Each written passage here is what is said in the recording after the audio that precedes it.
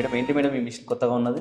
Sir ఇది sanitary napkin vending machine. ఇది ఏమంటే లేడీస్ యూస్ చేస్తారు కదా శానిటరీ నాప్కిన్స్, అది దీంట్లోకి అరేంజ్ చేసి పెట్టుకోవాలి.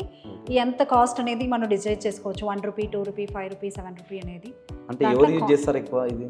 ఇది స్కూల్స్లా, కాలేజెస్లా, ఓకే. కాంప్లెక్స్, మాల్స్ అడన్నీ కూడా యూజ్ చేస్తారు.